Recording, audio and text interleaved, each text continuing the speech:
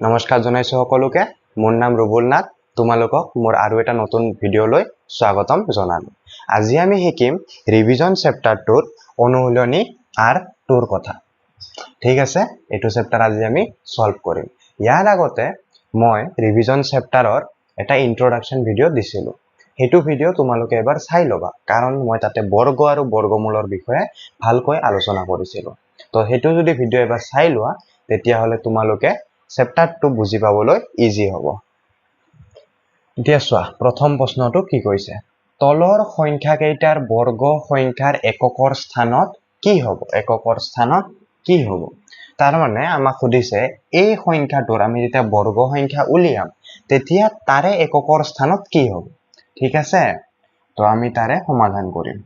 তো এক নম্বৰটো লৈ লৈছো 272 আছে হয়নে এটুক যেতিয়া বৰ্গ কৰিবা তোমালোকে চোৱা এটুক যেতিয়া বৰ্গ কৰিবা তো যে নাথাকক এনেকে তোমালোকে যেতিয়া পূৰণ কৰা ধৰিলোৱা 272 পূৰণ 272 সদায় চোৱা 2 লগত 2 পূৰণ কৰিলে 4 এইটোৱে থাকিব তোমাৰ এককৰ স্থানত বাকি বিলাক তুমি এনেকে কৰি লিখি যাবা কিন্তু তুমি যেতিয়া যোগ কৰি দিবা এককৰ স্থানত চোৱা এই 4 টোৱে থাকিব অৰ্থাৎ কি বুজি পালো যেটো এককৰ স্থানত আছে তাকে যদি আমি দুবাৰ পূৰণ কৰি দিও আমি ডাইৰেক্ট গম পাই যাম যে বৰ্গ সংখ্যাটোৰ এককৰ স্থানত কি থাকিব ইয়াতে সোৱা 2 আছে তো 2 ৰ স্কয়াৰ কৰিলে কি হয় 2 ৰ স্কয়াৰ কৰিলে 4 তো আমি গম পাও যে এইটো সংখ্যাৰ বৰ্গৰ এককৰ স্থানত 4 থাকিব সেম 79 79 ৰ বৰ্গৰ এককৰ স্থানত তোমাৰ 9 * 9 কিমান হয় 81 তো এককৰ স্থানত 1 থাকিব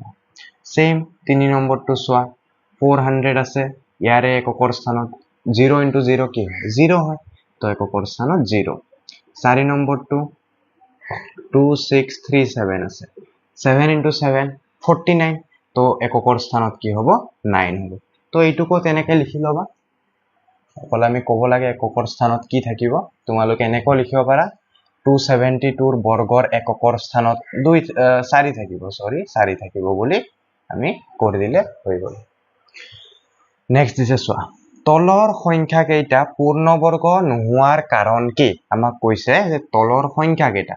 যেকেটা এইকেটা যে সংখ্যা আছে এইকেটা কি সংখ্যা নহয় পূৰ্ণবৰ্গ সংখ্যা নহয় কিয় কাৰণটো কি চোৱা মই ইন্ট্ৰোডাকচন ভিডিঅ'টোতে এবাৰ বুজাই দিছিলো তোমালোকে তাত চালে চাগে গমে পাইছা যে বৰ্গ সংখ্যাবোৰৰ এককৰ স্থানত আমি জানো 2 3 7 8 এইকেটা নাথাকে মানে আমি যিবিলাক বৰ্গ সংখ্যা পাইছো যিমান বৰ্গ সংখ্যা আছে তোমালোকে চাবা তাৰে এককৰ স্থানত কোনোদিন এইবিলাক সংখ্যা তোমালোকে দেখা নোপোৱা 2 3 7 8 এইবোৰ দেখা নোপোৱা আৰু এটা কথা মন কৰিবা বৰ্গ সংখ্যাৰ কোনোদিন তাৰ মানে তোমালোকে যে অযুগ্ম সংখ্যক 0 দেখা নোপোৱা কিবা এটা বৰ্গ সংখ্যা আছে ধৰিলোৱা মই কৈছো 100 100 ৰ বৰ্গ কি 10 100 ইয়াতে চোৱা দুটা শূন্য আছে যিমান বৰ্গ সংখ্যা আছে শেষত শূন্য থকা হেবিলাক সদায় যুগ্ম সংখ্যক শূন্য থাকে অযুগ্ম সংখ্যক শূন্য থাকাবোৰত বৰ্গমূল নাথাকে মানে সেইবোৰ পূৰ্ণ বৰ্গ সংখ্যা নহয় তো 1000 এটা পূৰ্ণ বৰ্গ সংখ্যা নহয় কেনেকে নহয় যে ইয়াৰ এককৰ স্থানত তিনিটা শূন্য আছে ঠিক আছে তো সেম হেতুৱে আমি ক'ব লাগিব এটো এক নম্বৰৰ কাৰণে 1057 আছে কৈ দিবা যেহেতু এককৰ স্থানত 7 আছে তো সেই কাৰণে এটো এটা কি সংখ্যা নহয় বৰ্গ সংখ্যা নহয় তো নেক্সট 2 নম্বৰটো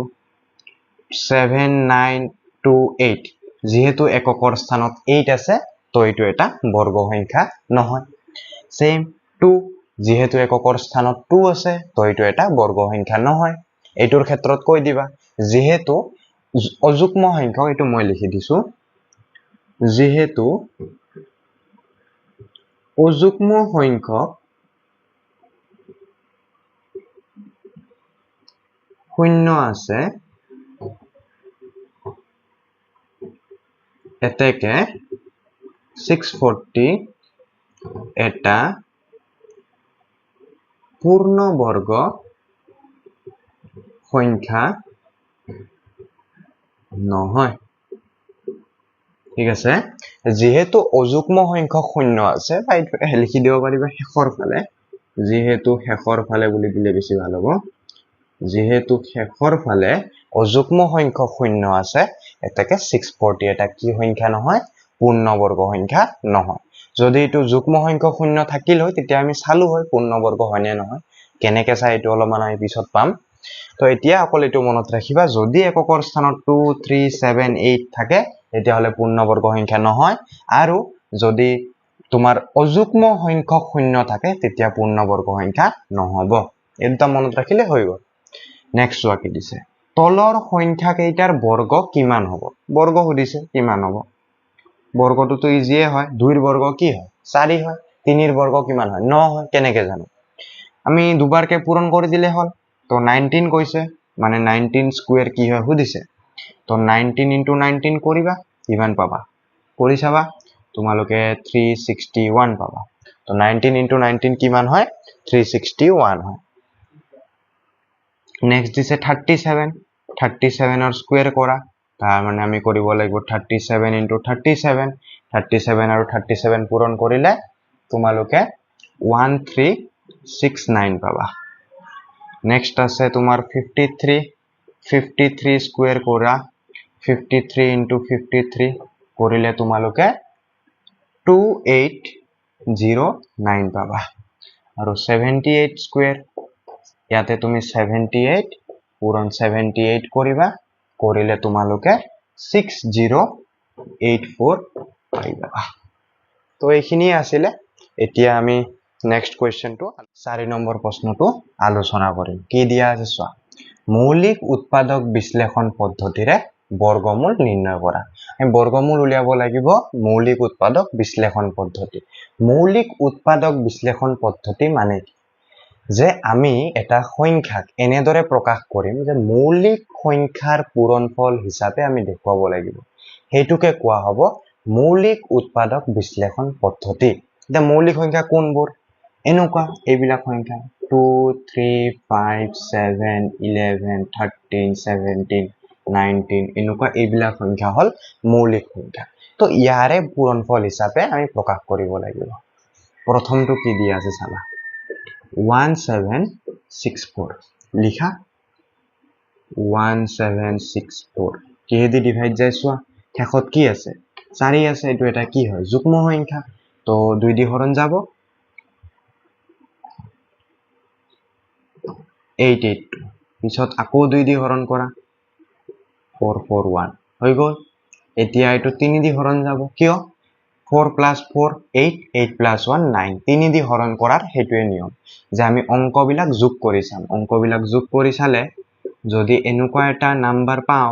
যেটো 3 দি ডিভাইড যায় তেতিয়া হলে আমি গোটেই সংখ্যাটো 3 দি হৰণ যায় বুলি গম পাম তো এইটো সংখ্যা 3 দি হৰণ যাব কিমান বাৰ যাব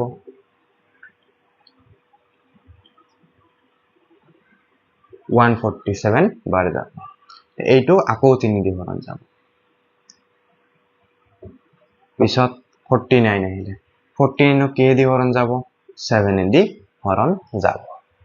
তো এতিয়া আমি লিখিব পাৰো এনেকে যে 1764 ইকুৱেল 2 * 2 *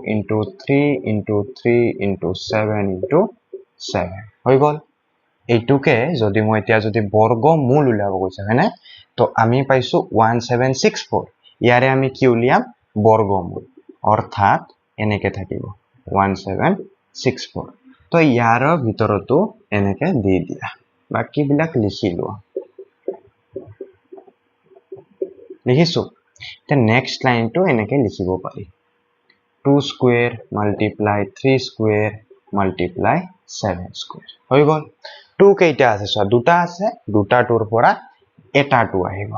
3 কেইটা আছে দুটা আছে দুটা 3 ৰ পৰা এটা 3 আহিব 7 কেইটা আছে দুটা আছে দুটা 7 ৰ পৰা এটা 7 আহিব বাকি মাল্টিপ্লাই কৰি দিয়া 42 হ'ব তো অৰ্থাৎ ইমানৰ বৰ্গমূল কিমান 42 এনেকে মৌলিক উৎপাদক বিশ্লেষণ পদ্ধতিৰে আমি বৰ্গমূল উলিয়াব পাৰো তো চাবা নেক্সট কি দিয়া আছে 9216 লিখি লোৱা সেম 9216 2 দি বিভাজ্য যাব 2 দি হৰণ যাব কিয় শেষত 6 আছে এককৰ সংখ্যা 6 মানে যুগ্ম সংখ্যা 2 দি হৰণ যাব আকৌ 2 দি হৰণ যাব আকৌ 2 দি হৰণ যাব আকৌ 2 দি হৰণ যাব আকৌ 2 দি যাব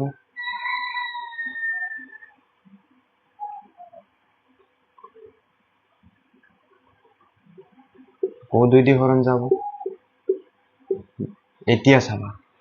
2 দি আকৌ যাব এটুকু 2 দি এটুকু আকৌ যাব 2 দি আকৌ যাব 2 দি আকৌ যাব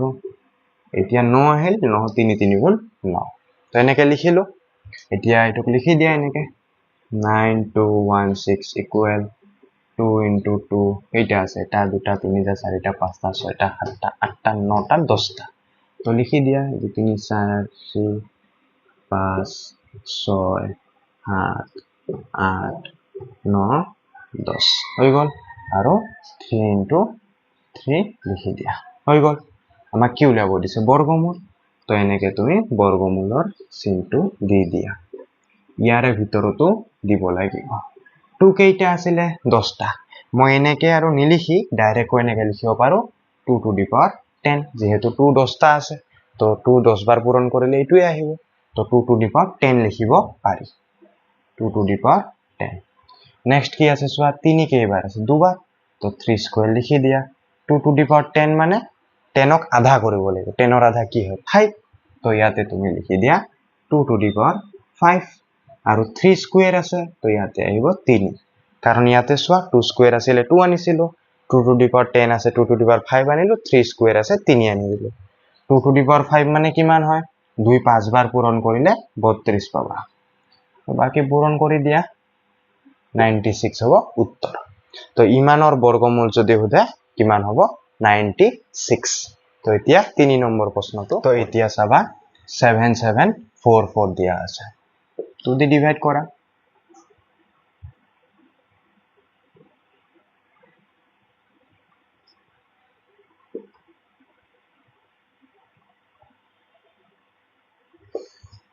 আকৌ 2 দি যাব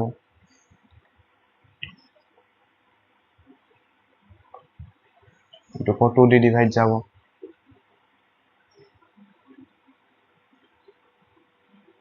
এটুকু আকৌ 2 দি যাব এটুকু আকৌ 2 দি যাব সোৱা 121 হল এটা 2 দি না যায় 3 দিও না যায় কিন্তু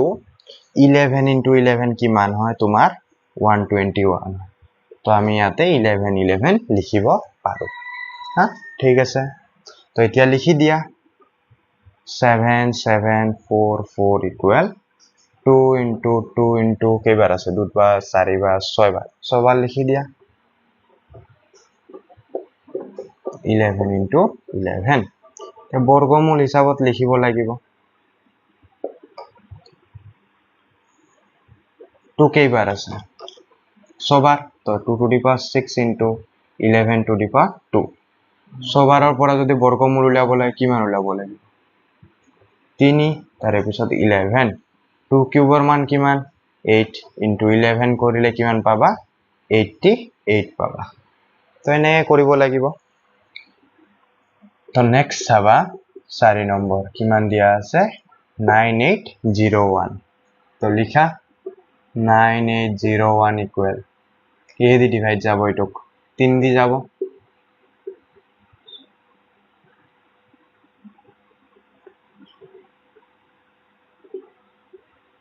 এটুক আকৌ কিহে দি যাব 3 দিয়ে যাব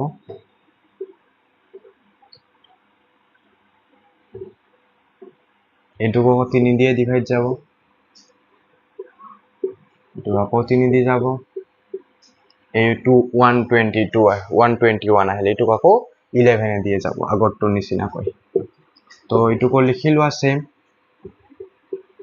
3 into 3 into 3 into 3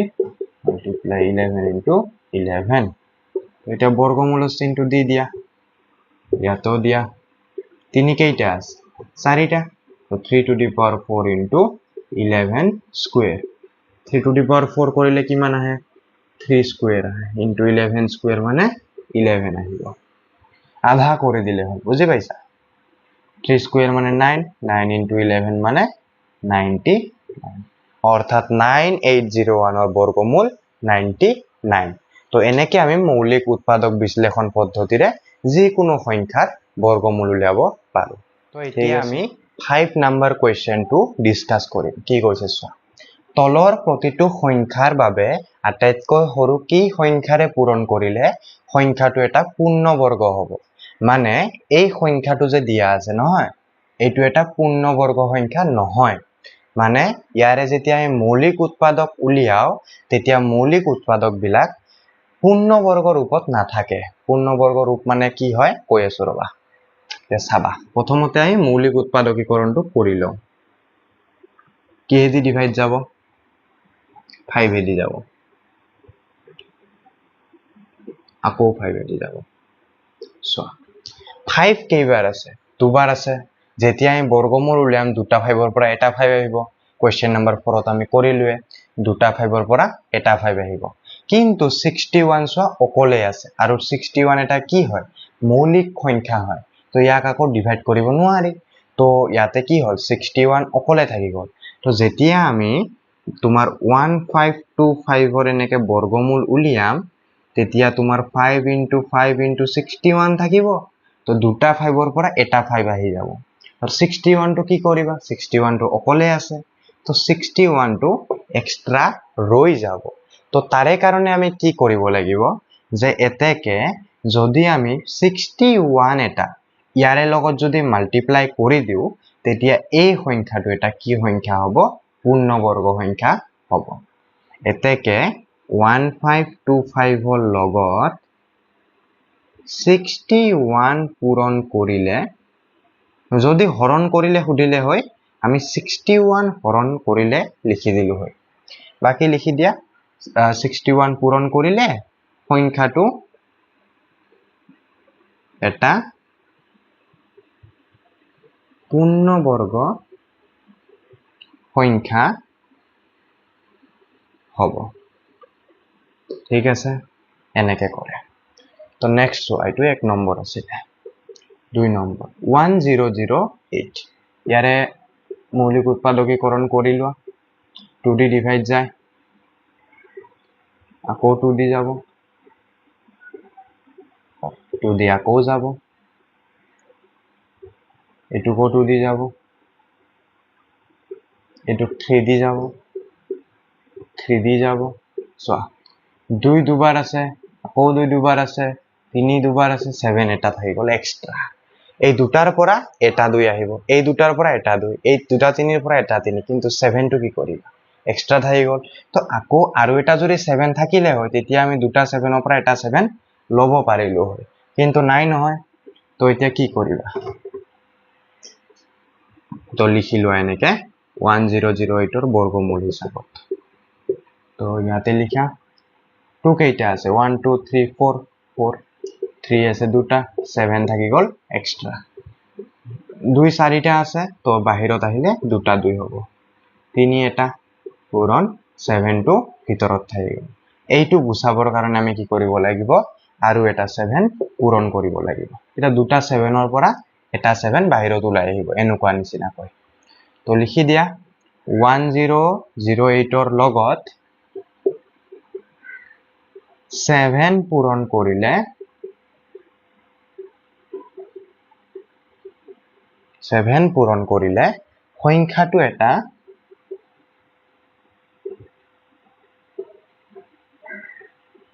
পূৰ্ণবৰ্গ সংখ্যা হ'ব বুজি পাইছা নহয় তো এনেকে কৰিব লাগে নেক্সট আছে 2028 ওকে চাবা 2028 আছে লিখিলো 2028 2 দি ডিভাইড যায় আকৌ 2 দি ডিভাইড যায় 3 দি যাব নেক্সট এটো 13 দি যাব কারণ 13 into 13 169 হয় তোমালোকে অকমান কিছুমান মুখস্থ ৰাখি লবা এতিয়া নেক্সট লিখা 2028 ঠিক আছে চোৱা 2 into 2 আছে 3 আছে 13 into 13 আছে চোৱা দুটা 2 আছে এটা 2 আহিব দুটা 13 আছে এটা 13 আহিব কিন্তু চোৱা 3 এটা কি হৈ গল এক্সট্ৰা কে ৰৈ গল 3 এটা এক্সট্ৰা কে ৰৈ গৈছে তো সেই কাৰণে আমি 2028 ৰ লগত এটা 3 পূৰণ কৰিব লাগিব এটা 3 পূৰণ কৰিলে সংখ্যাটো এটা পূৰ্ণবৰ্গ সংখ্যা হৈ যাব তো লিখা 2028 ৰ লগত 3 পূৰণ কৰিলে সংখ্যাটো এটা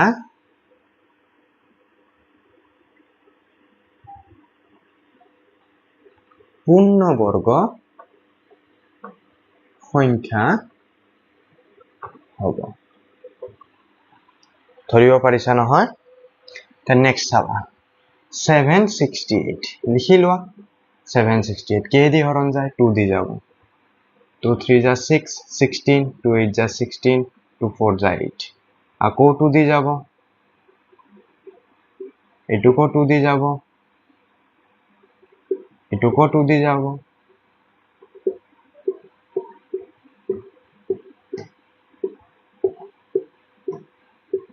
2 into 3 চাই লোৱা দুটা 2 হৈ গল ইয়াৰে পৰা দুটা 2 ইয়াৰে পৰা দুটা ইয়াৰে পৰা এটা আহিব ইয়াৰে পৰা এটা ইয়াৰে পৰা এটা ইয়াৰে পৰা এটা 2 আহিব কিন্তু সো 3 এটা কি হৈ গল এক্সট্ৰা কৈ ৰৈ গল এক্সট্ৰা কৈ থাকিব নোৱাৰে তো এক্সট্ৰা কৈ থাকাৰ কাৰণে আমি আৰু এটা 3 পূৰণ কৰিব লাগিব সেম এনেকে লিখিলে হ'ল তো লিখি লোৱা 768 ইকুৱেল টু কেইটা 2 আছে 1 2 3 4 5 6 7 8 তো এনেকে 2 to the power 8 লিখি 3 লিখিব পাৰিবা এনেকে কিয় লিখা নাই এনেকে লিখিলে মানে ডাঙৰ হ'ব ইমানবোৰ আছে 2 8টা লিখিবা জানো সেই কাৰণে আমি এনেকে সিম্পলেস্ট ফৰ্মতো লিখি দিব পাৰো না 2 to the power 8 মানে 2 8টা পূৰণ কৰা এনেকেও লিখিব পাৰি নহলে এনেকেও লিখিব পাৰি তোমালোকৰ ওপৰত ইচ্ছা তো এতিয়া 2 to the power 8 আছে 8 ৰ আধা কৰিলে কিমান 4 তো ইনটু এটো হ'ব তোমাৰ √3 হৈ গল তো 3 এটা পূৰণ কৰি দিলে এটো 9 হৈ যাব তে 9 ৰ পৰা 3 আহিলে হয় তো আমি এটা কি কৰিম এক্সট্ৰা কে 3 পূৰণ কৰিব লাগিব লিখি লোৱা 678 ৰ লগত 3 পূৰণ কৰিলে সংখ্যাটো